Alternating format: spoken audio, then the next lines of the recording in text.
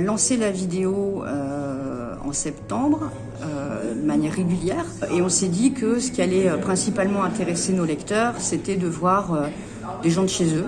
Donc on l'a baptisé Gens d'ici et le but de la rubrique, c'est d'aller chaque semaine à la rencontre de certaines personnes qui ont des choses à partager. Alors ça peut être des passions insolites, des collections originales, ça peut être des métiers qui ont tendance à disparaître. Alors on a un capitaine qui est le référent vidéo au sein de la plateforme, qui s'appelle Edgar et qui est basé au siège à Rennes. Et son boulot à lui, c'est d'aller sur le terrain, là où on a nos journaux, et à chaque fois de prendre contact avec les rédactions pour que ce travail ne se fasse pas en solitaire, mais qu'il puisse lui infuser localement auprès des rédactions qu'on a, des bonnes pratiques de tournage, de montage, pour qu'ensuite les rédactions puissent produire elles aussi des contenus, ce qu'elles font déjà au quotidien sur des sujets d'actualité, mais aussi des contenus magazines que nous on pourrait faire remonter à l'échelle nationale par exemple, pour les partager plus largement. On va pas très loin en fait, on les trouve dans nos journaux. Donner quelques exemples, le collectionneur de chopes de bière par exemple, 4500 chopes de bière dans le garage, un petit musée personnel original. C'est un vieux monsieur qui avait déjà fait l'objet d'un portrait dans une de nos publications locales et on s'est dit que c'était dommage d'avoir cette matière inédite, riche et de pas en faire profiter tout le monde, donc on est retourné le voir.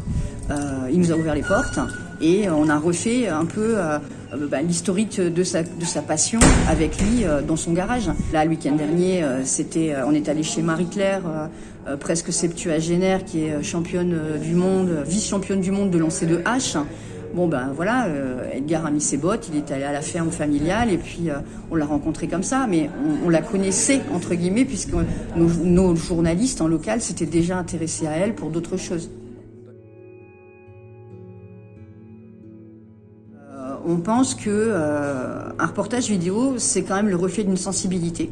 Et quand on va filmer quelqu'un, pour pas trahir le lien qui s'est mis en place avec la personne qu'on a filmée, le journaliste fait aussi son montage et son sous-titrage fait la capsule entière. On essaye de faire en sorte que ça reflète vraiment le reportage qu'on a fait sur le terrain et que tout le monde s'y retrouve. La personne soit contente qu'on se soit intéressé à sa passion et que nous on ait un produit journalistique de qualité avec des belles images. Voilà. Donc c'est du A à Z fait par le journaliste qui est tributaire du sujet.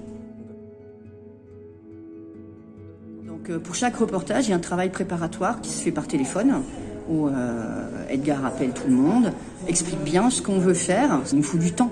Pour un sujet comme ça, on compte une demi-journée à peu près de tournage parce que on veut prendre le temps de faire de l'image avec plein de plans différents. C'est vraiment une capsule qu'on a magasinée, donc il faut qu'on raconte une histoire. Donc il y a un travail préparatoire, on les appelle, on s'entretient avec eux, et puis on les rappelle après pour leur dire quand est-ce que c'est publié. Enfin voilà, c'est des relations humaines aussi.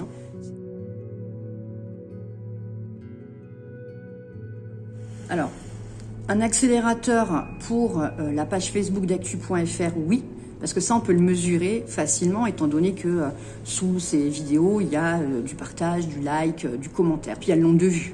Voilà, on sait que quand une vidéo passe le million, on peut légitimement penser qu'elle a largement dépassé le cadre de nos territoires. Après, on essaye quand même d'aller vers des thématiques rassembleuses. C'est-à-dire qu'on savait que le culturiste, il y a plein de gens qui allaient s'identifier, soit parce qu'ils ont les biscottos, soit parce qu'ils les ont pas. Et en fait, ce sujet-là, il a beaucoup plu parce qu'il y a énormément de gens qui l'ont partagé. Ils ont tagué leurs voisins, leurs copains. On sait qu'il y a des sujets sur lesquels on prend pas de risques. Et puis après, il y a des sujets moins évidents. Mais la trame humaine qu'on met dans la vidéo fait que ces sujets-là marchent aussi sur un public différent de celui qu'on attend, parce que les gens sont touchés, ça reste de l'humain. Donc ils sont émus et puis s'intéressent à la thématique par le biais de l'émotion.